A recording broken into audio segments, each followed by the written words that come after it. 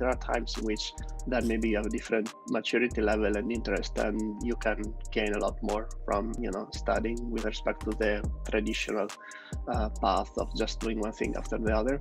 People with a high HRV will maybe use it to brag about their high HRV, like if it is some marker of how fit you are or anything like that. But the reality of things is that it's a very weak link with fitness. People love to polarize the conversation, just the numbers or just how you feel, and it's like you can use both. They're not mutually exclusive. So if you were to take a data point once at 2 a.m. and once at 4 a.m., then the impact of the circadian rhythm would mess up the data. Looking at the data can be very insightful as long as you maintain a healthy relationship with it. Like if you cannot do that, then it's problematic, and sometimes it's just better to not use it. Start with a plan. That's the first thing. You don't start with HRV. You don't go hard every day until HRV is not good anymore, right? That's nonsense and a recipe for disaster, right? Start with a good plan. You have your high intensity days, you have your low intensity days, and then you make some adjustments based on HRV.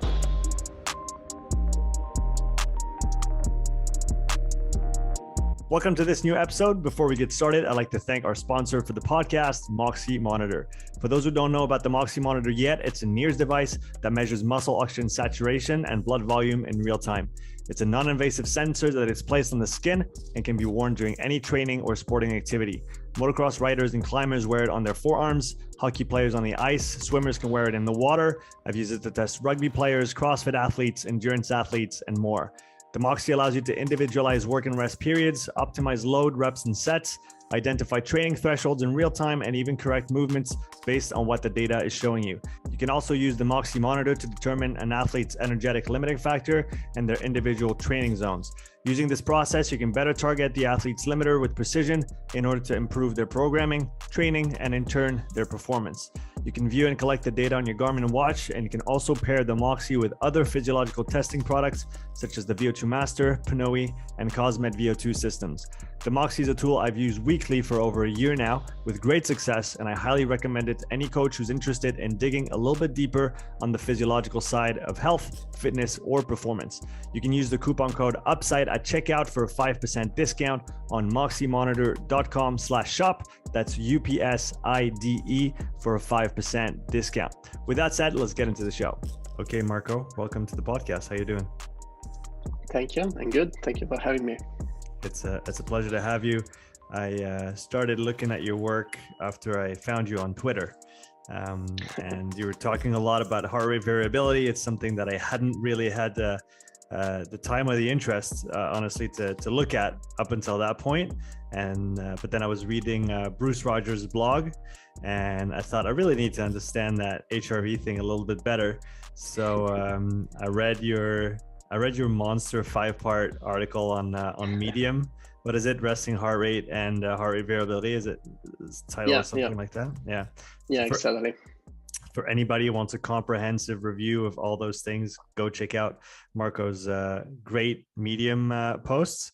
So I thought, great opportunity to get you on the show and talk a little bit about HRV and all things HRV. But maybe before that, why don't you give a little bit of your background for the audience?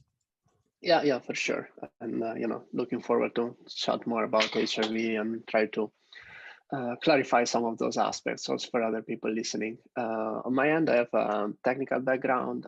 I studied computer science and engineering. Then I did a PhD in machine learning and data science. So it was always, let's say, technical work and engineering work and, data science work, but applied to data collected from the body. So that's what triggered my interest the most. Mm-hmm. About 10, 12 years ago, we had maybe the first prototype of wearable sensors and things that, allowed you to measure the activity of the heart, the activity of the brain. So collecting that data, trying to estimate, useful parameters for, daily life, from things as simple as calories expended to cardiorespiratory fitness level, and then aspects related to stress, which is eventually where I spent most of my time. I love building tools that people can use to measure these kind of things. And that's how I started also with HRV for training. side project, slowly growing until it was basically large enough to basically sustain what we're doing, so that I didn't have to do other things. That's what I do these days, together with a small team, and I do a bit of teaching here in Amsterdam, and I advise for other companies like Oura, trying to help them doing the same. So interpreting physiological data to provide useful insights. I have also a degree in human movement sciences, which is basically sports science here. Something that, working always at the intersection between these fields. At a certain point, I thought maybe I should also study that a bit deeper instead of, just pretending I know things. So it was good to go back to university with all of, a lot of younger people. It was a fun experience, and learning the basics a bit better. Yeah.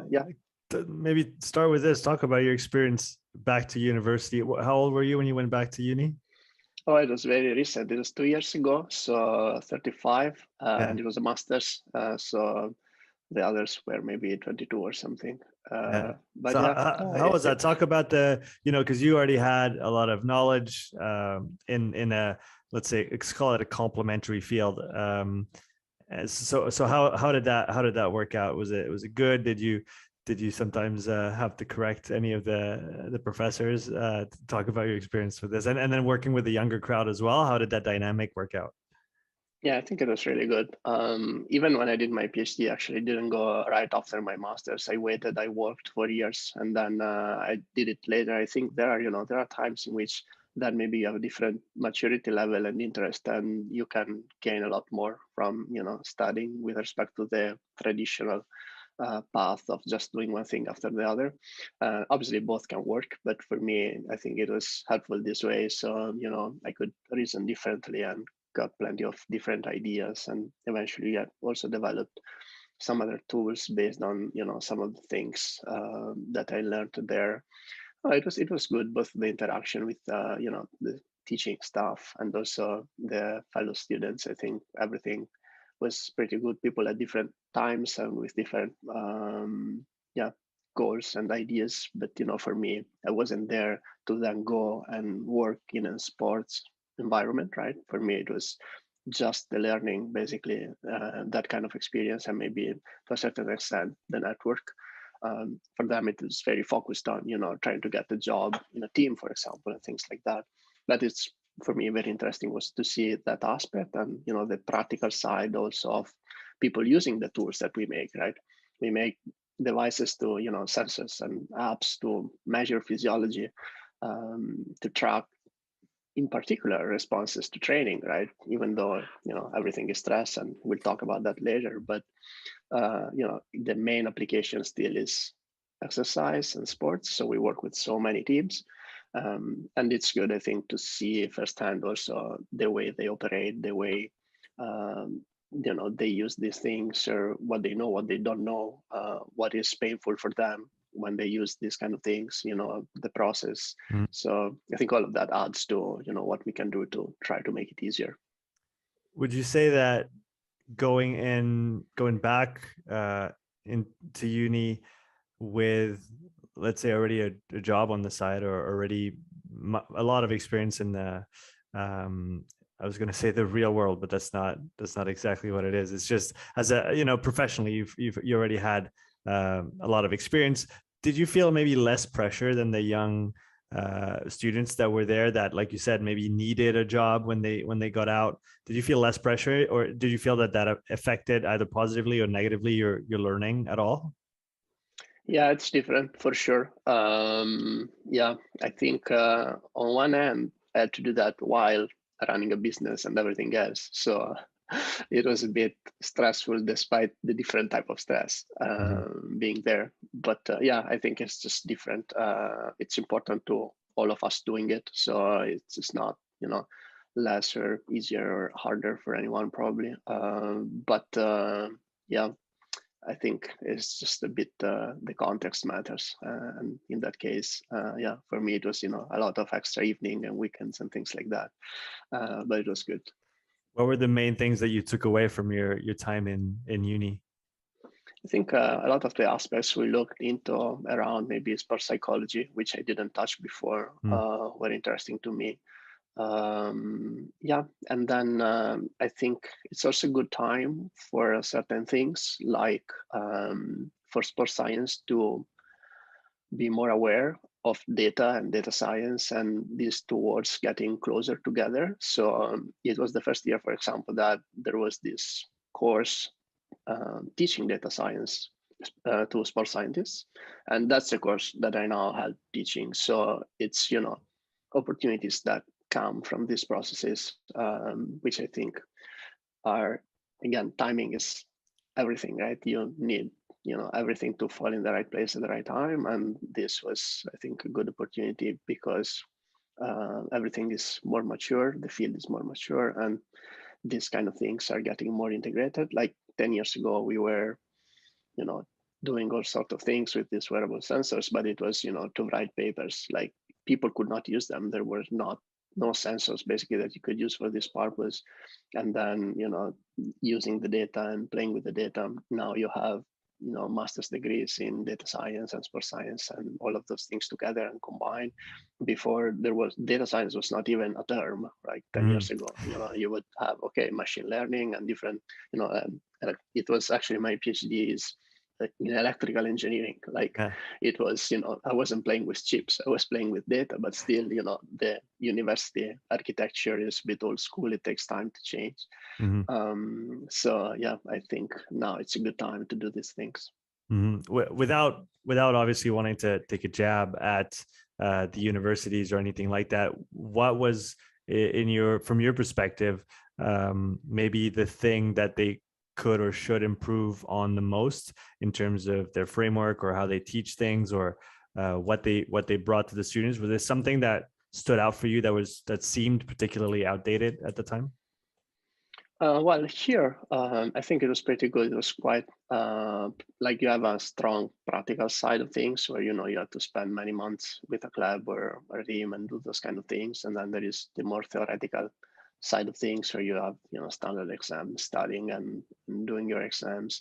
A lot of activities in group, which I think is sort of helpful in, getting to work with others. Maybe it was a bit short. Masters here 1 year, unless you want to do a PhD, then you do get an extra year.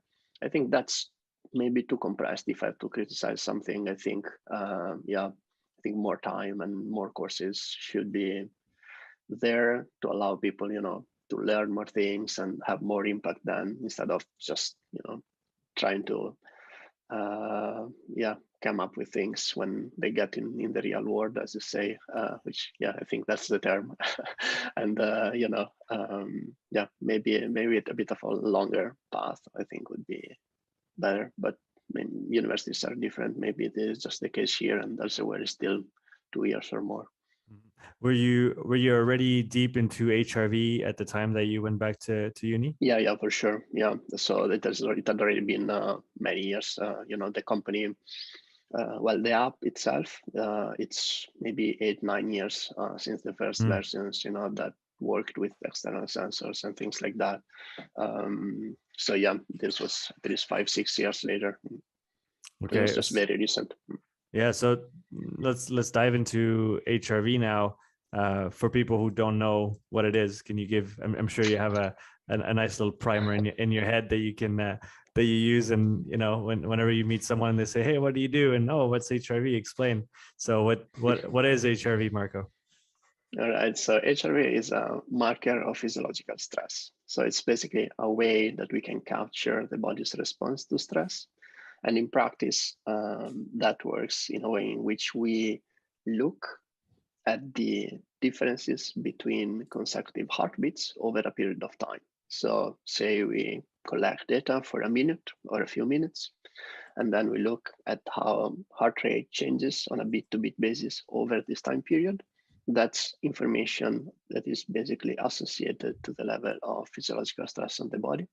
And that is due to basically the basic physiology of how the heart rhythm works, which is, you start from an intrinsic firing rate in the heart, which is more or less 100 beats per minute. And that's fairly constant. means that that state, there is no variability. Everybody is more or less the same. And as we all know, our heart is not beating at 100 beats per minute when you're resting, right? It's typically a lot lower. Hopefully and that's not. due to, yeah, exactly. Exactly, hopefully not. And that's due to the autonomic nervous system, which is innervating the heart and is regulating heart rhythm. The autonomic nervous system is basically the part of the nervous system which is regulating a million processes continuously so that everything stays more or less in balance, from, again, heart rhythm to blood pressure. Yeah, anything you can think of that you don't have to consciously regulate is basically taken care of by the autonomic nervous system. We have two branches. The one that is the most relevant for what we talk about in terms of resting physiology and heart rate variability is the parasympathetic one, just the one that is slowing things down. So the one that, when you are recovered is more active. And then we have the sympathetic one, which is normally the one that is more engaged when we exercise, for example. And there's been plenty of studies at this point, with pharmacological methods showing that you can block one or the other so that you can see what's the effect on heart rhythm. And that's how we know that the parasympathetic branch reduces heart rate and increases heart rate variability. And that's what we measure with the tools we develop, just a way to capture the activity of the autonomic nervous system and the parasympathetic branch in response to stress, so that we can see, for example, when there is more stress, which means a lower heart rate variability at rest. Can you talk a little bit more about, before we I guess dive a little bit into HRV, the resting heart rate? What are the major factors that influence resting heart rate? You talked about the parasympathetic nervous system that's going to essentially put a brake on the intrinsic rhythm of the heart. And then obviously when we go to higher intensities, sympathetic takes over and makes it go even faster. So the parasympathetic is a factor, but what other things influence your resting heart rate? So if somebody, for example, has 65 or 70 resting heart rate, what can they do to get that down to lower numbers? And how come, if you maybe can comment on why we see such low resting heart rates in especially in endurance athletes? Yeah, for sure. So the basic mechanism is, let's say, the same across people, but then there are large differences across individuals due to a number of factors.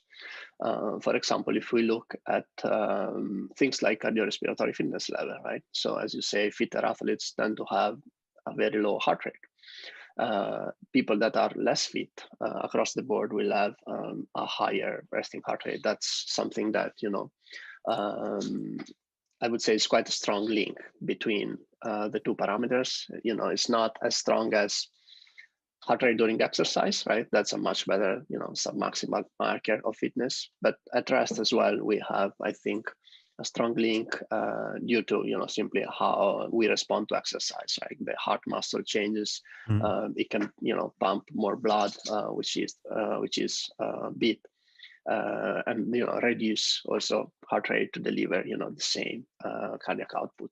So that's what we see consistently, I think, across the board.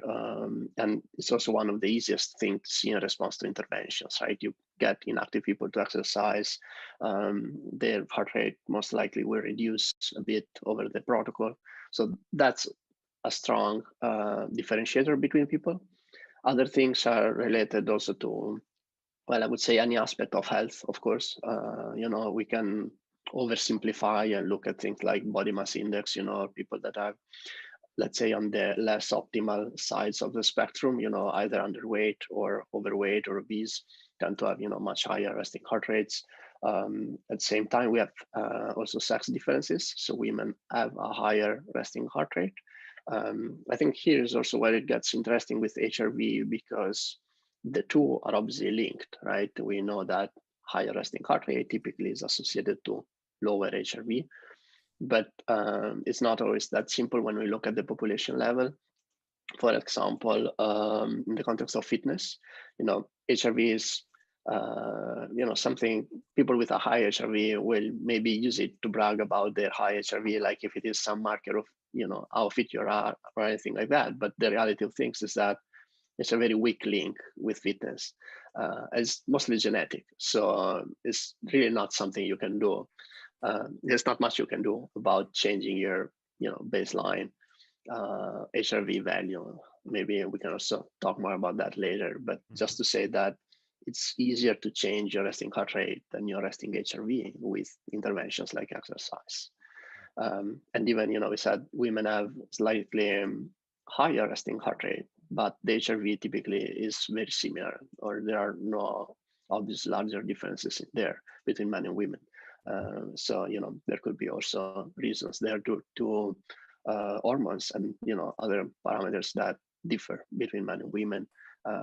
This is somewhat confirmed by the fact that after menopause, where there are less of these differences, the data looks more similar between men and women. So it could be that earlier you see more of that. Yeah, I would say these are some of the more important parameters which we can link at the population level to changes in heart rate and HRV, even though, the most important thing to do always with this data, I think it's to look at your own, and over time and changes in response to stress more than comparing with others.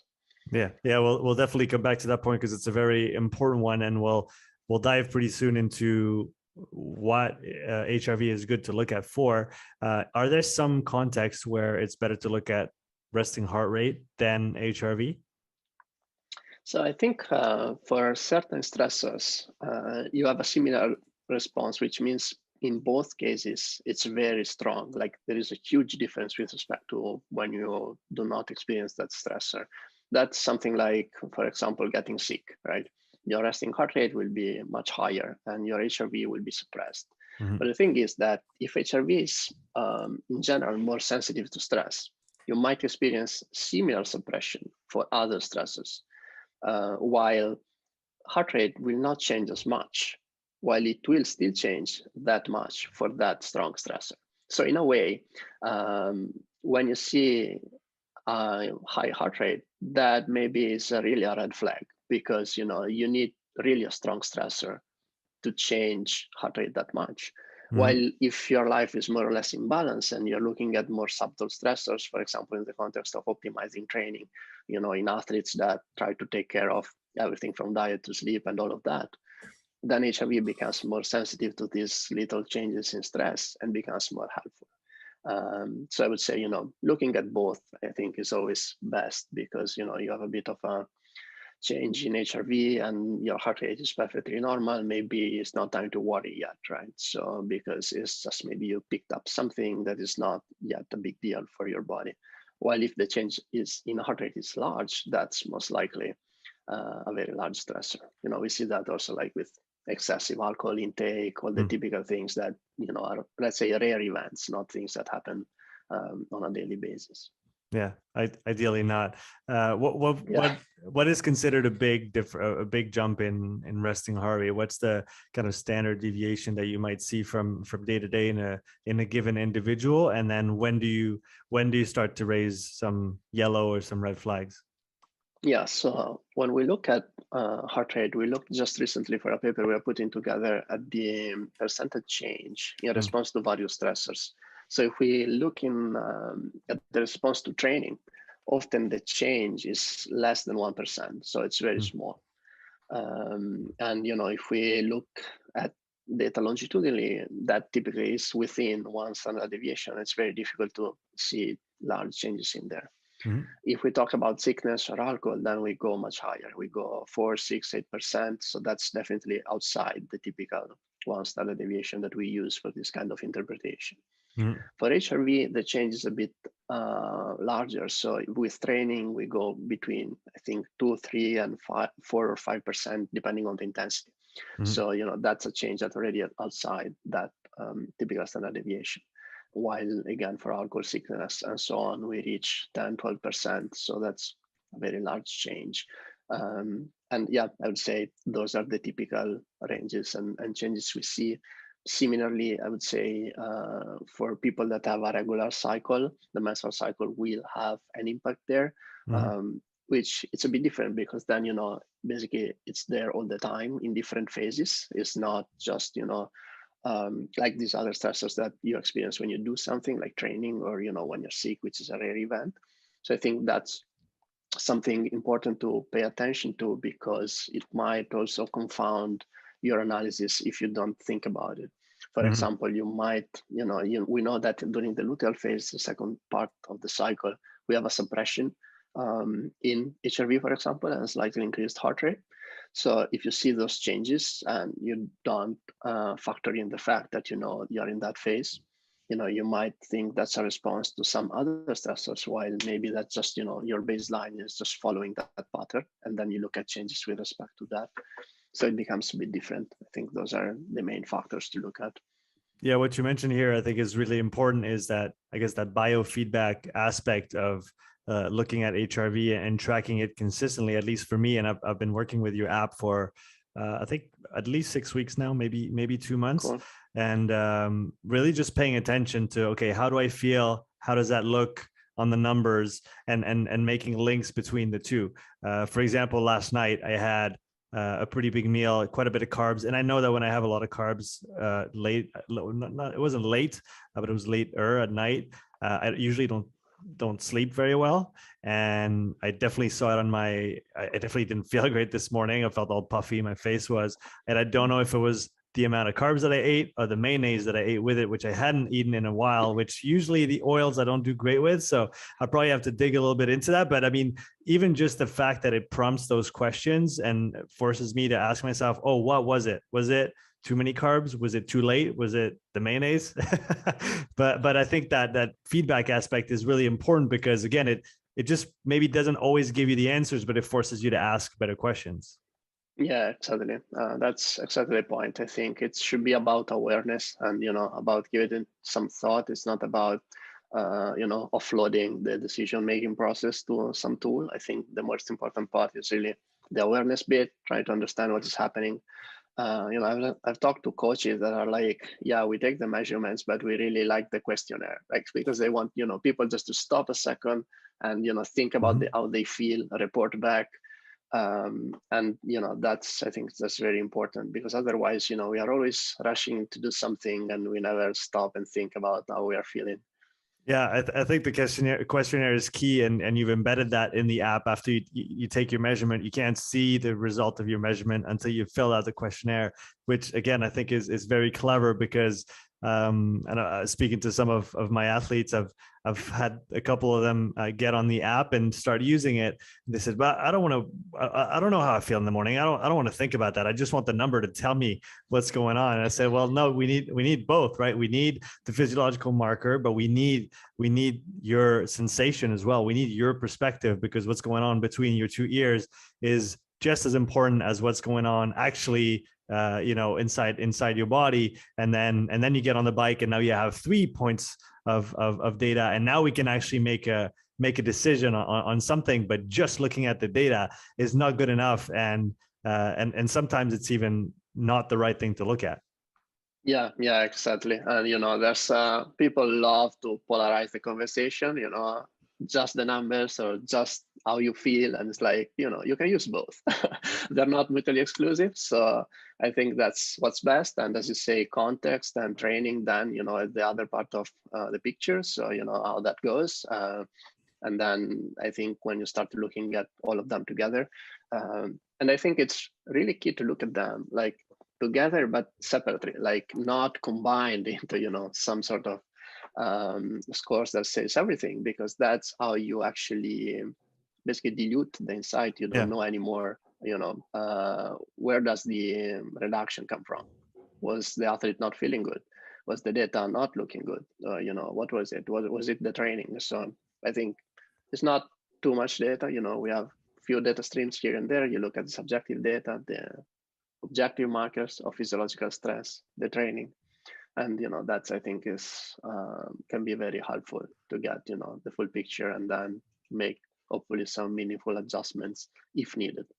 Mhm. I want to go into the practical side pretty soon here, but before that, can we talk about the autonomics behind HRV a little bit more deeply? I was introduced to the concept of the vagal brake or the parasympathetic brake through the polyvagal theory, which absolutely blew my. It's by far the most complicated book I read. I definitely didn't understand half of it, but just trying to understand what he was saying, what I think Stephen Porges is the author of that book, what he was talking about, and really going deep into the autonomic nervous system. So from your perspective, can you give a bit more details of how the parasympathetic sympathetic system are interlinked and work together? I always thought before that it was like almost like a seesaw. It's like either parasympathetic or it's sympathetic. But actually, from what I understand, and you can correct me if I'm off, the sympathetic is kind of always there, and it's the parasympathetic that comes and puts a brake on it, and it kind of dampens it down. And so that's one of the things that we measure with HRV. But yeah, can you give us a bit more detail on that autonomic side? Yeah, I think that's correct. So, well, the theories are theories. So it's not something that in many cases we can even verify, because we have unfortunately limits in what we can measure. So that's yeah, I would say one of the most challenging aspects of all of this is that, for example, you cannot really measure the activity of the vagus nerve. So you can only do like macro things, like we block the entire system, like we said before. So the parasympathetic system does not influence the heart. And then we know that, for example, there is no variability there anymore. So that's how we derive that then when it's there, there is more variability. Then an approach that we can take is maybe a bit more data driven as well. So we could experiment and induce stress and then measure the change. So then, when we can do that and reproduce that, I think that is quite an effective way to understand how the system responds to various stressors. And on the sympathetic and parasympathetic, yes, I agree that I think both of them are there at the same time. We know that also again from the pharmacological studies. When we are at rest, the parasympathetic system is dominant, but it's not the only system that is modulating heart rate, because we do have a change also when the sympathetic system, for example, is inhibited completely. Then heart rate will further change by something like another 10%. So even when you're at rest, the huge change is due to parasympathetic activity, but there is part of the sympathetic system, let's say, having an impact there as well, even when you're not doing anything. And even during exercise, I think, we don't have such as, binary switch between, okay, now the sympathetic is active and the parasympathetic is off. But yeah, it's more of a gradual process in which most of the time both are active. And it's very difficult to measure both. As a matter of fact, with heart rate variability in the old days, there was this idea that by looking at the frequency spectrum, you could basically, look at the sympathetic and the parasympathetic, because, we had divided these into bands, and you had this frequency band, which is the one where breathing is, which is the high frequency band. And that's where we associate basically that band to the parasympathetic system. And then we had this low frequency band that was, let's say, associated to the sympathetic system. But I think more and more studies have shown that that is not really the case. When you look at this band, you're again looking at both. So you cannot really just say how much of one or the other you have, what is the balance, those kind of things we really don't know. That's why I try to simplify and say, okay, the most of what we measure here is the parasympathetic system, and let's just look at that. Most of the time you will have reductions in that when there is more stress, then it will rebound back, and that's the information we can quantify reliably. And so I think it's more helpful to do that than to look at many different indexes and making many assumptions, and not being really sure about what we are doing anymore.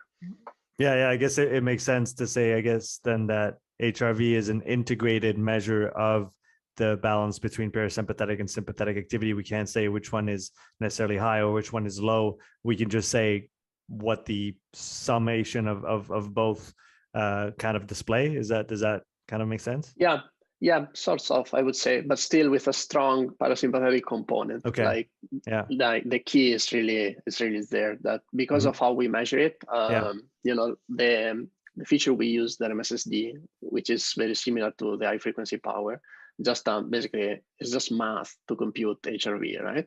But the way it is done is gonna look at these high frequency changes, and as such, it's more reflective of parasympathetic activity, because parasympathetic activity acts very quickly. In less than a second, you have a variation in heartbeat. That's why, for example, during breathing, in the exhale, the parasympathetic system modulates heart rate more, and that's why you see this very, let's say, long RR intervals. So basically, very low heart rate on a beat-to-beat basis when you exhale, and then this picks up again when you inhale, and heart rate goes higher, and the distance basically goes smaller.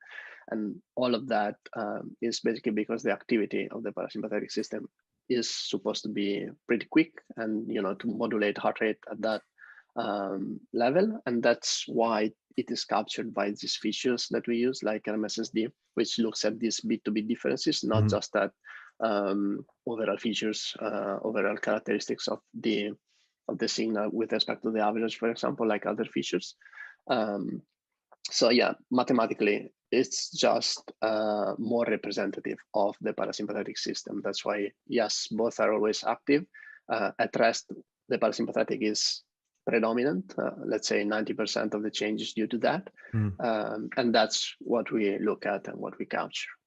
Okay, that makes sense. I want to talk quickly. I don't want to go too deep into it because I already did with Bruce Rogers. So for people who want to listen about or hear about HRV in the context of dynamic exercise, go check out that episode with Bruce. But one thing that I guess I realized through what I learned through you and through Bruce as well, and again, I'd love you to maybe expand just a little bit from your perspective, is that if we take intensity distribution, I know you're an accomplished runner as well. My understanding now is that below your first threshold, you're going to maintain that parasympathetic dominance, which is one of the reasons why, from a fatigue perspective, the volume accumulated in the moderate intensity domain will be less impactful and maybe even have a positive impact on the status of the athlete. Whereas when you go beyond that threshold, and obviously it's not a single point in time or space or on a data set, it's more of a gradual, like you said, it's a transition,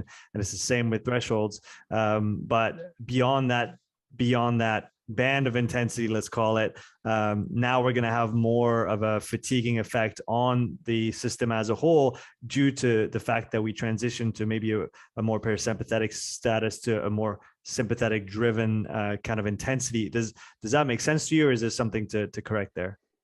Yeah, no, I agree. I think, for quite some time, people have tried to look at HRV also in the context of exercise. It's always been a bit difficult because, the parasympathetic system, or at least the way we measure it, is very suppressed, right, when we exercise. So then the change is always being very minimal and almost not possible to see changes unless you do maybe a maximal exercise test.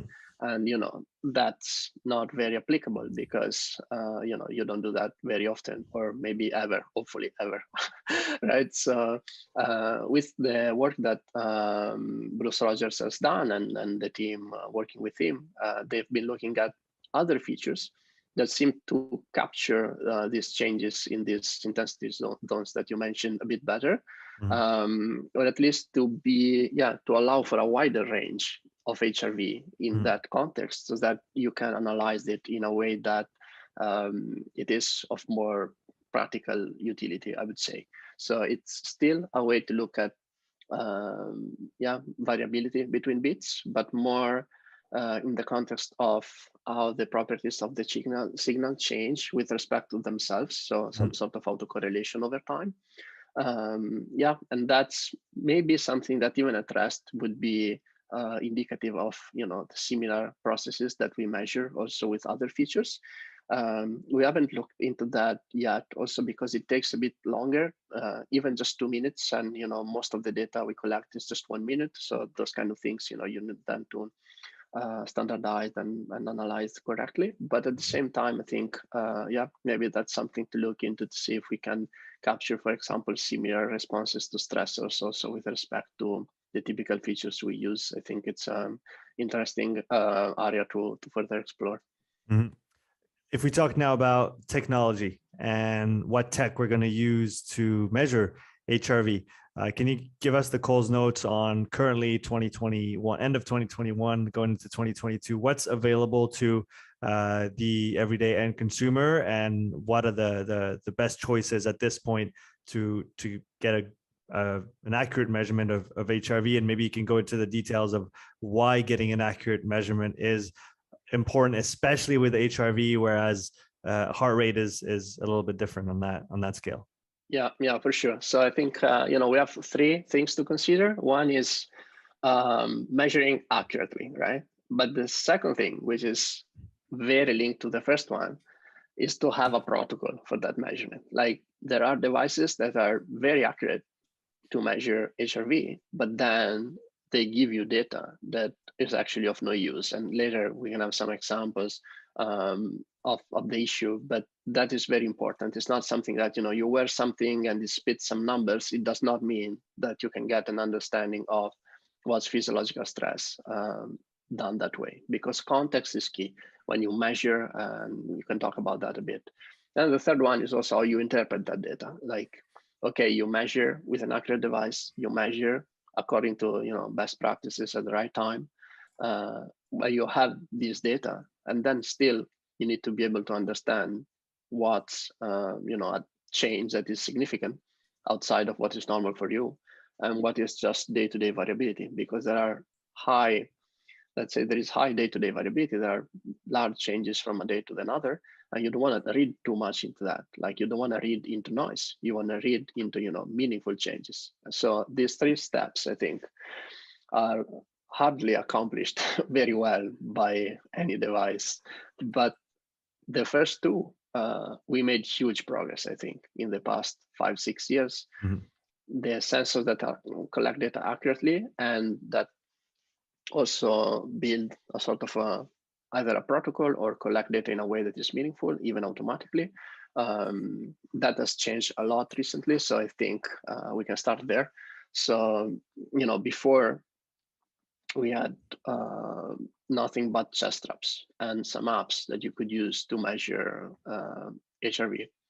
Then with HRV for training, we introduced the measurement with the camera, and validated that with respect to ECG and chest straps. So that's obviously an alternative that you have today. That means that you don't need any sensor. Like, you place your finger on the phone camera and measure for 1 minute, and that is as good as any other device out there. So what was that your idea?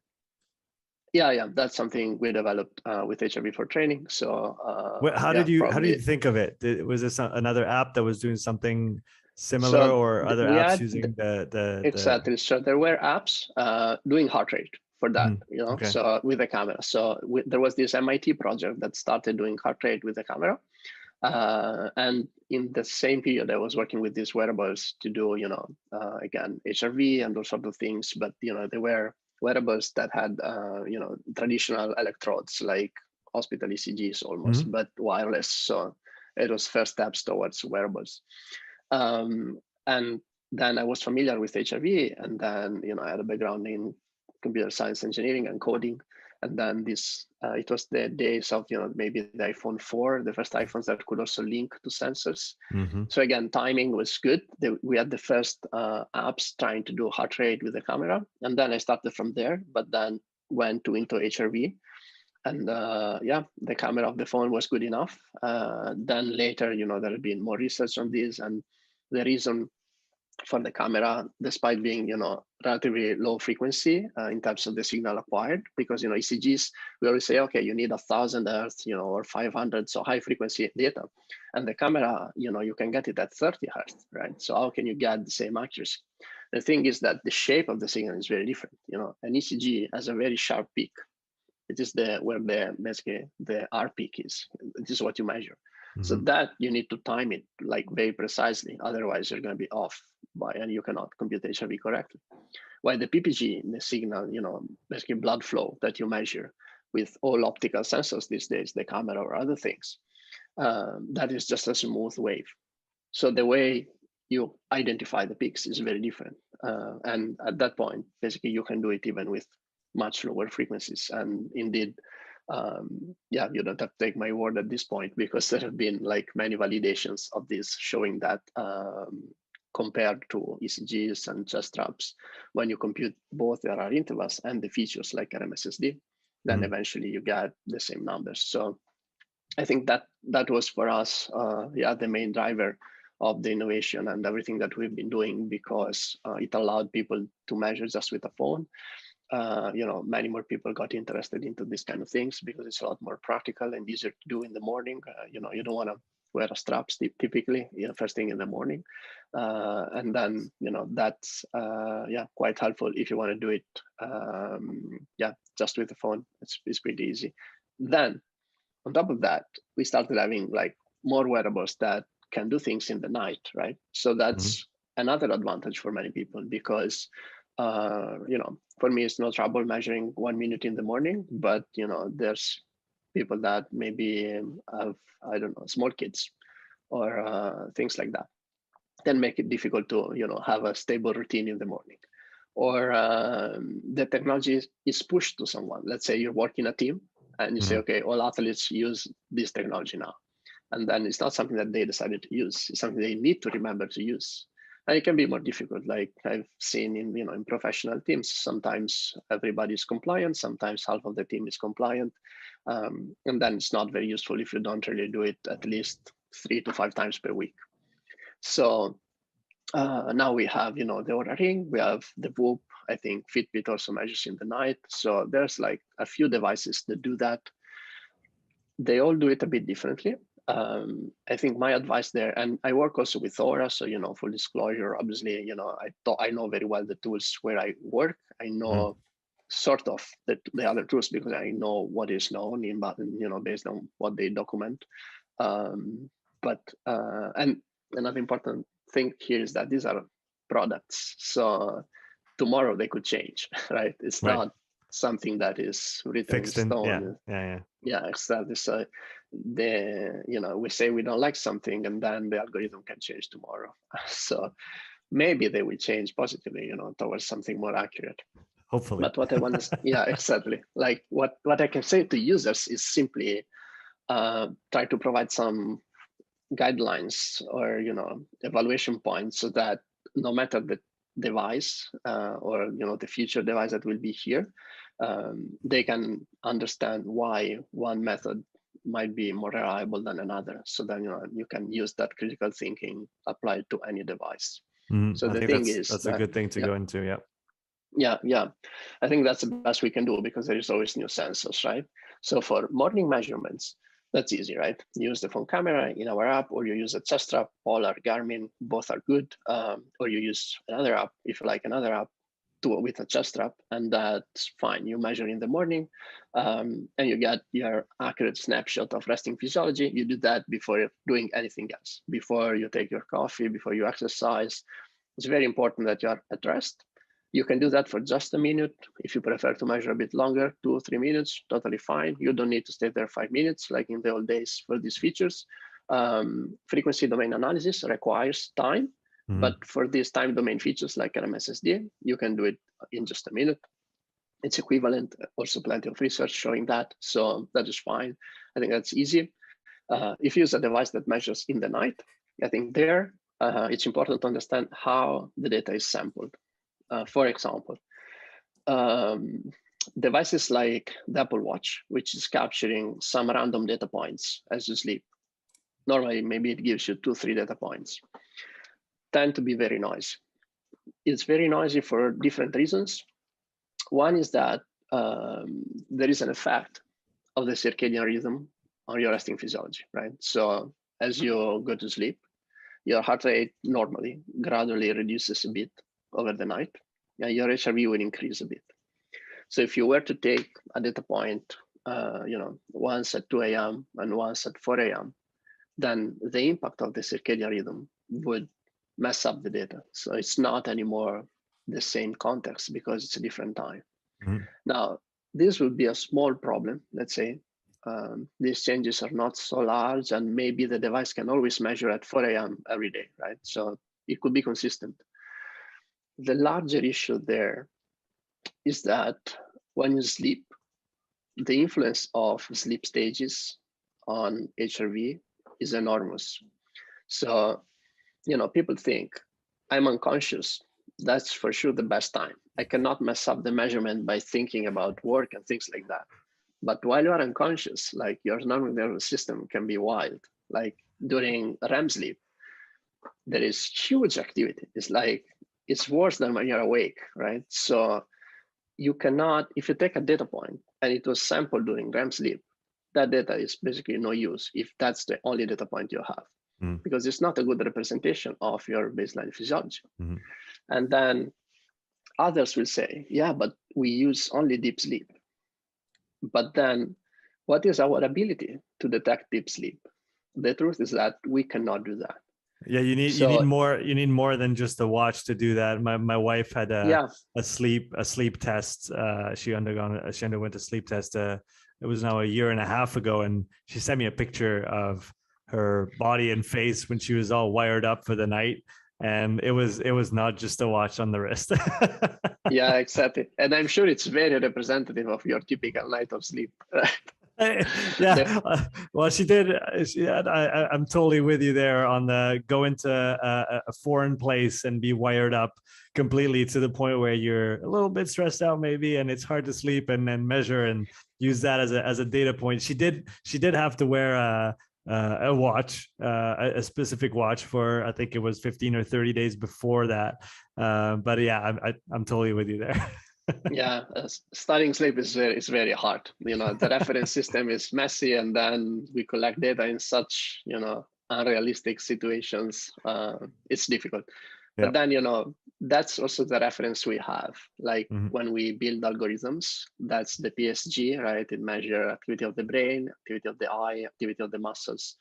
And then, as a matter of fact, the way we define the truth, like if you are in deep sleep, typically it's a person that is looking at this data, that is scoring it, right? You say, okay, here it's deep sleep, and here it's REM sleep. And then another person does that. And then they agree maybe 85% of the time. So that's the reference we have is also inaccurate. And then on top of that, we develop algorithms that use the autonomic nervous system activity, so a proxy to the activity of the brain in this case, to try to detect stages. And all the wearables out there right now get that right 65% of the time.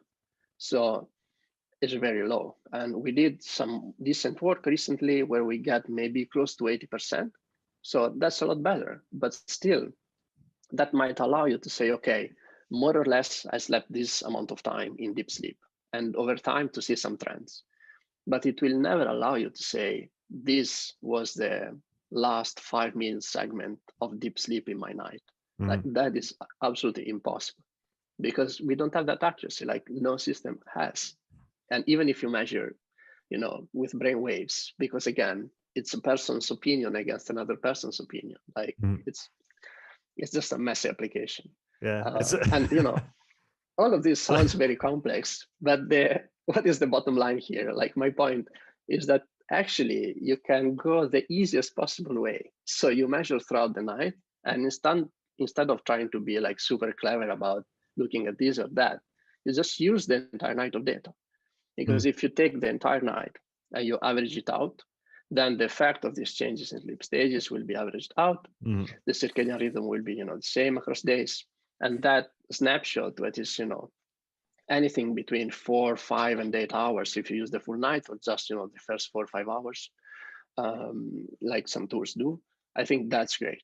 It's a good assessment of resting physiology. And so if you look for a tool, just check with the company, is it measuring 4 hours, 5 hours, the full night? Then great, that you can use that as an assessment of resting physiology, the same way you would use a morning measurement.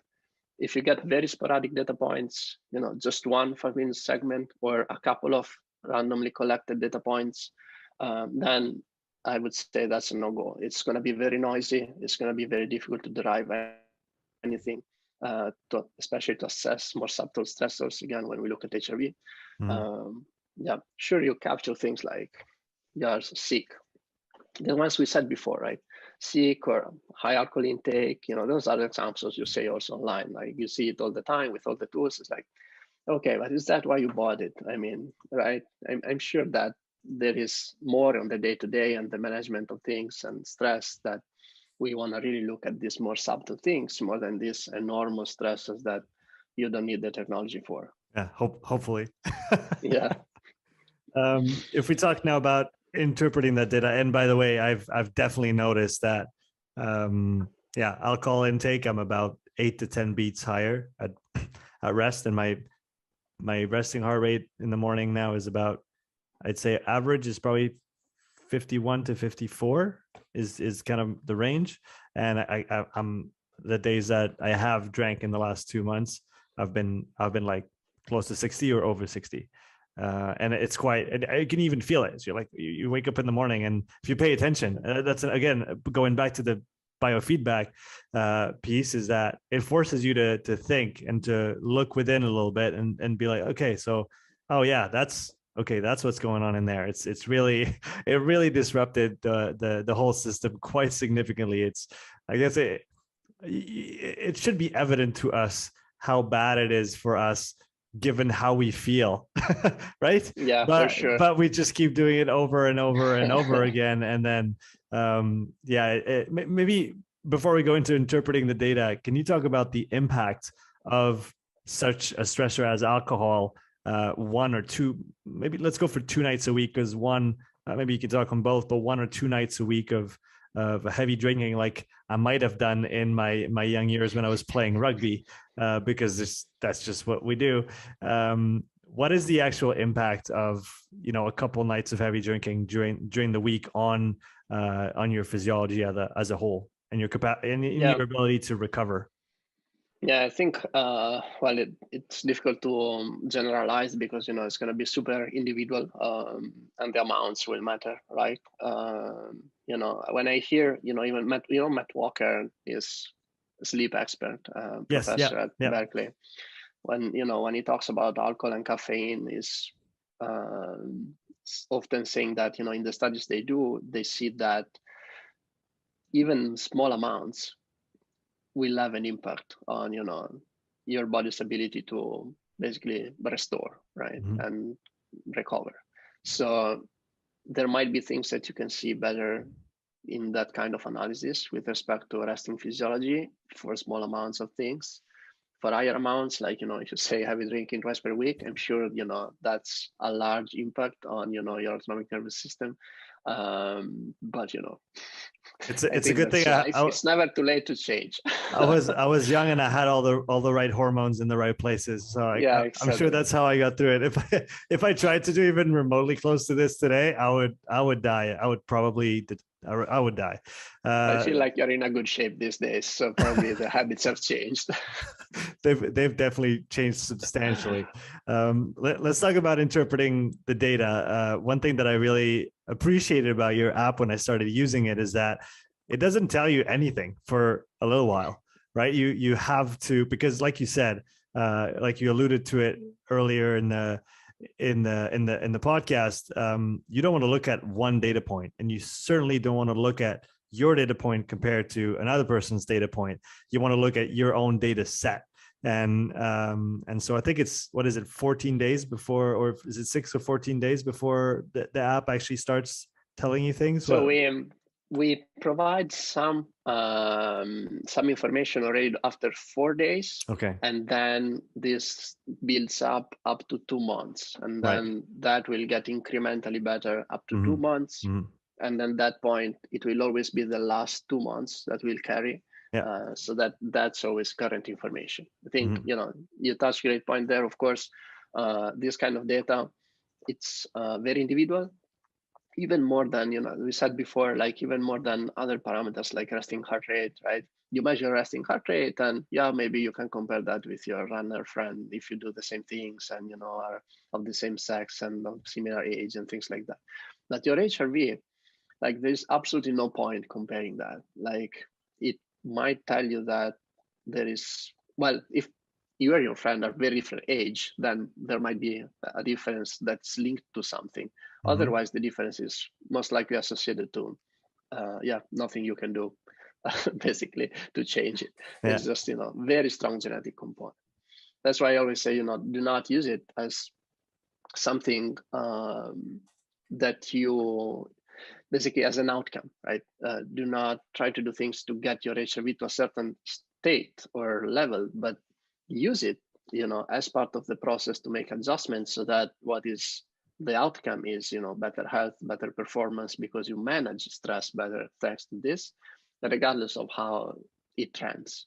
And, obviously, if there are huge lifestyle issues, again, like heavily drinking daily or, having a terrible diet or never having exercised, for sure, you can change your HRV as well by shifting that. But for healthy people, there might be no change and it's totally fine. You use it in a different way, use it as feedback for stress. And to do that, you need, to understand what is your normal and when you are outside of that. And that requires some data. Obviously HRV for training and other tools are also consumer products. So, we cannot wait 2 months like we would do in a study. We need to give people something.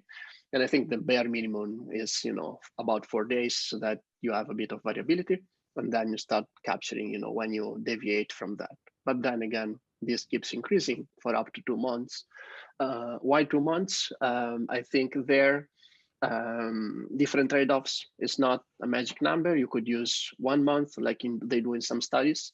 I think in that case, in studies, often they have some more constraints. It's difficult to get the participants to, do this every day before even starting the study. And then you have the study, like many complexities. But again, in real life, it's also different from a study. I think you can use more time. Anything between 45 days and 2 months, I think is good, because that way you don't get stuck in very old data, because there is also seasonal components and those sort of things. So your physiology 4 months ago, it's not something that should drive the advice today. At the same time, you don't want to be super reactive. Like if you have experienced just now, last week or 2 weeks ago, some period of poor health or something was wrong for several days, your daily scores were very low, your baseline reduced a lot.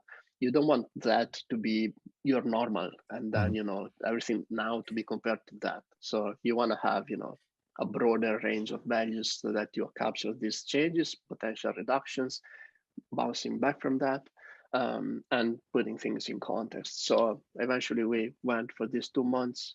I know others use something more 45 days. I think that's also all good. So now we have the data. We have ideally, like you said, a couple months of data that we've accumulated. Now, what should we do with it? What do we let the data tell us, or what do we try to extract from it?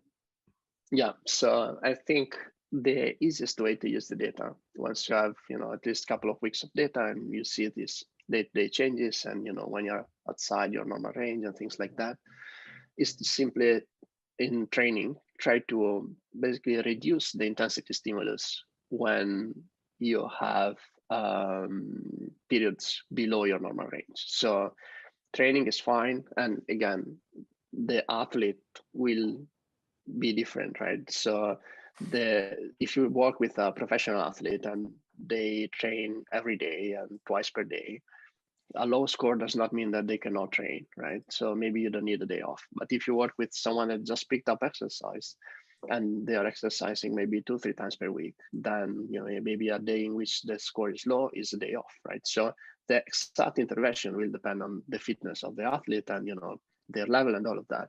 But the type of intervention, let's say what you do eventually, is typically very similar. In all of these recent studies, what they do is just to scale down the intensity, because that's the problem. Basically, the intensity is the problem more than movement, right? You can exercise at very low intensity, and that's typically good, even if your physiology is not great. I'm a recreational runner myself. I don't have any performance ambitions, but I love my time outside. And if my score is low, I will go out, and I can go out even for hours as long as I keep my intensity very low. It's totally fine. Is Things there bounce back? Can there even be a positive impact of doing something at lower intensity? Have you ever looked at when you have maybe a low HRV score or your trend is going down, and so in that case you would probably not go for as high an intensity as you maybe might have had to do as per your planned training? Is it better to take a rest day? Is it better to do some low intensity work? Is there one or the other that's better that can help you bounce back a little bit faster and better?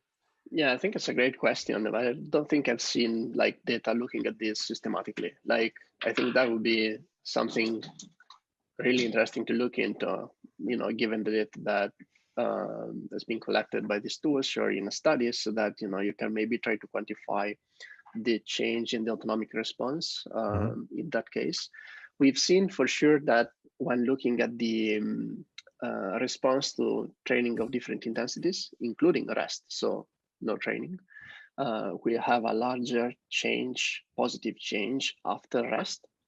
But that is from an observational study point of view, it's not a training prescription. So that means that we can see that, but maybe that's just because the rest day comes after a very hard day in the normal routine of people. It's not something that was planned in a way that you would see the difference between rest and easy training. It's just something that you capture in the data because it might just be linked to the behavior of the athlete. So we don't have an answer to that. But I think very individual as always.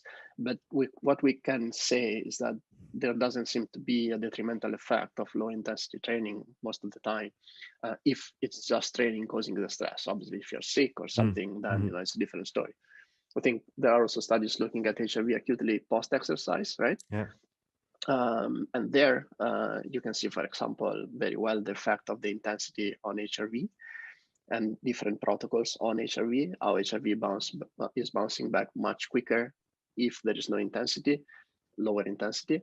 And those pre-post-exercise studies, I think, are best for this kind of analysis because you isolate everything else. You just look at the stressor, while when we look in the morning after, that is more relevant in daily life because all stressors are captured, but then it's more difficult to say if there is a suppression.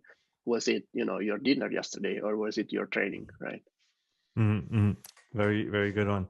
Who should use HRV? Everyone.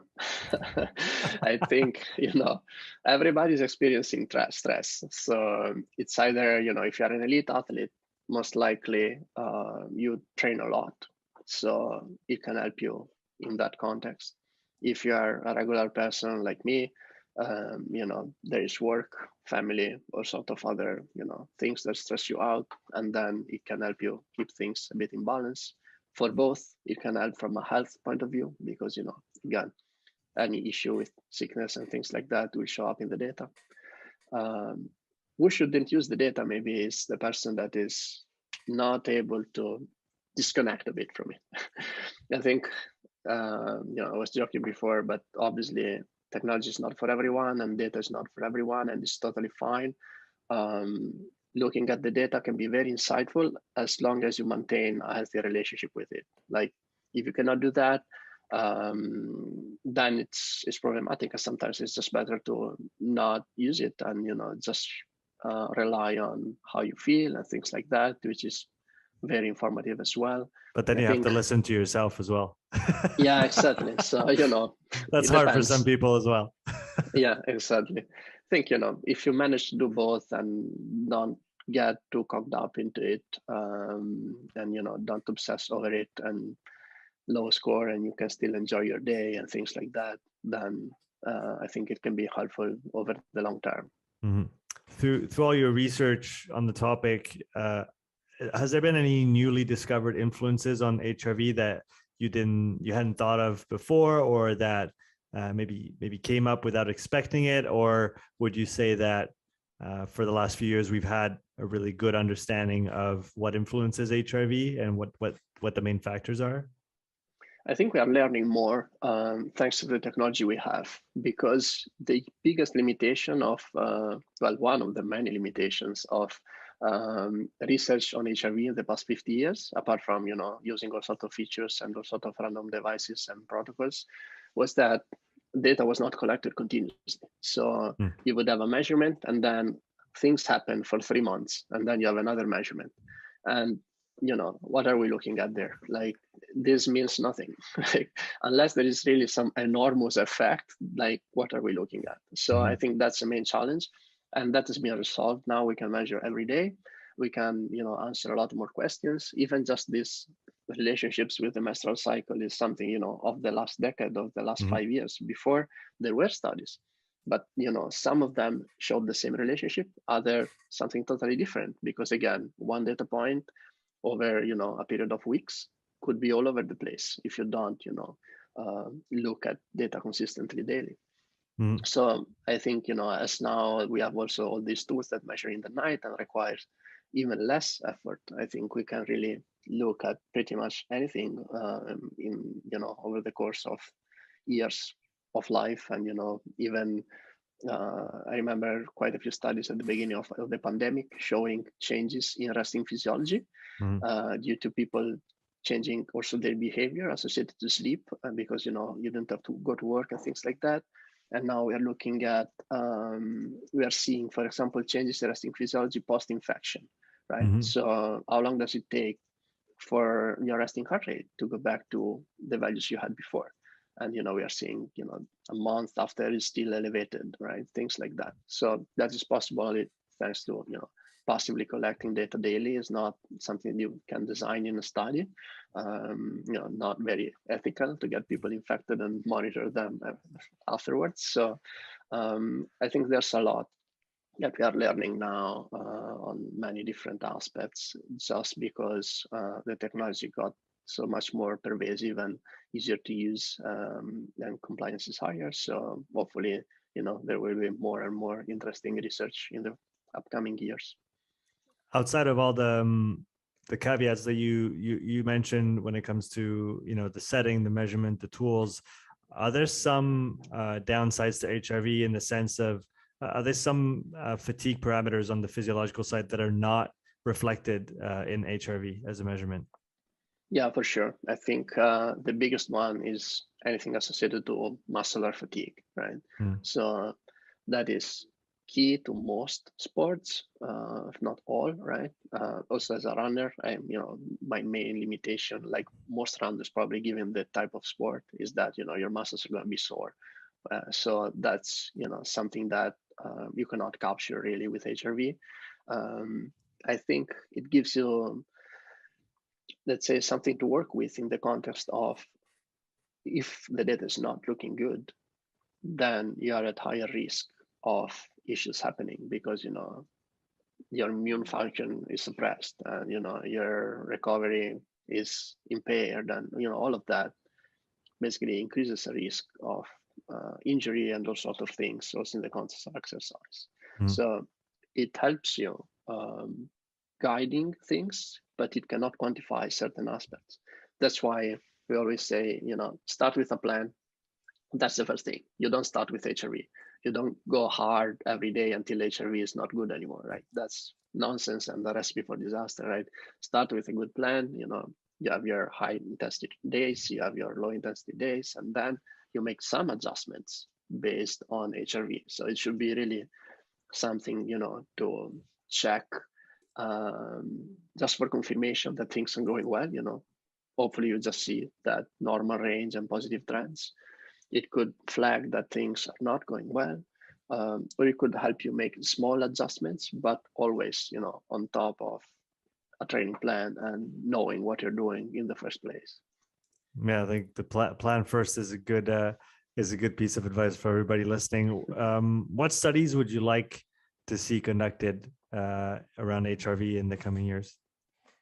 So I would like to see a bit more on how we can potentially influence things. Like we made all this progress in measuring, and now, for example, there is more work on breathing techniques, for example, and you see that this impacts acutely HRV, right? As you do it, super high, but then 1 minute after, just like before. So is that changing something or not?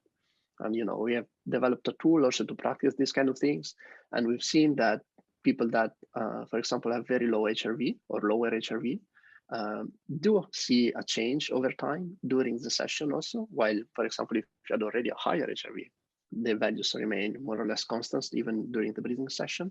So, all these kind of aspects related to what can you do and how can you influence your physiology in a way that maybe you can actually change it a bit over time, I think are interesting, and something that, it's going to be more and more researched and investigated, just because measuring the effect of that on resting physiology now is obvious. Everybody's measuring their resting physiology, while before even that step was very difficult to obtain. Mm-hmm.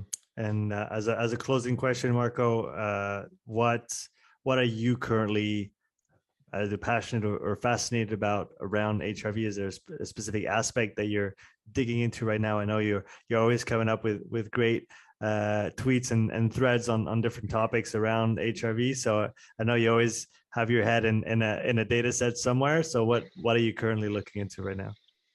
So right now we just, I wrote just a paper with Daniel Pius, who you might know is also one of the main scientists working on these aspects, looking at acute stressors as well as population changes. So all the things we discussed today, but on a large set of people, so that we can see, for example, a bit better, can you use HRV, when you're in your 20s and in your 60s or 50s in the same way in response to training? Or is that different because we know that HRV changes with age? Or, or if you're a man or a woman, or, all sort of different responses in different subgroups, which, we could not do before because you need a lot of data. And most importantly, you need that to be collected longitudinally over a long period of time. So, in this data set, there's 30,000 people, and each one of them has at least 1 year of data. So that is a lot of data in which you can also analyze, the same stressor over time again and again and again. Because I think that's what's important when you look at these stressors. We said before, okay, was it your dinner or was it your training? But then if we look at training today, but then we do that again and again and again for a year at different intensities, then we can read through that noise and we can isolate one single stressor and do the same for alcohol and for sickness and for the menstrual cycle. So the longitudinal nature of the data that we discussed, I think that is key to isolate also acute stressors that would otherwise be difficult to capture or isolate in daily life, in which all sorts of stressors happen daily. Well, that's really all fascinating, and thanks for digging into all the numbers for all of us to extract something valuable. Marco, for people who want to follow your work, where can we find out more about you? So I have a website, which is smartaltini.com or hrvfortraining.com for the app and everything we do there. And yeah, as you learned, I try to be quite active on Twitter. So there at Altini_Marco. You can find me there, and yeah, I'll try to keep sharing useful things. Yeah, it's good for everybody listening or watching. Check out the description for all the links. Definitely check out the app. It's worth, I think I paid 10 francs for it here in Switzerland. It's about $10. Is that about right? Yes, that is a one-time fee. That is about $10, €10 more or less. Yeah, exactly. And I've been using it consistently, and it's definitely a very, very interesting tool to use, feedback tool. And again, if you have a solid plan and you want to make some minute adjustments based on how your body's actually doing day to day, I think it's a great thing to explore. Marco, thanks again for coming on the show. It was a pleasure. Thank you so much. Thank you for having me. Thanks for listening to this episode. If you would like to support the podcast, please take a few moments to leave a written review and a 5-star rating on Apple Podcasts. If you want to watch this episode again, you can find the full video recording on my YouTube channel. You'll also find hundreds of hours of free content, all my podcasts, my thoughts of the day, structured presentations, and more. So don't wait, go subscribe, and I'll see you in the next episode. Take care.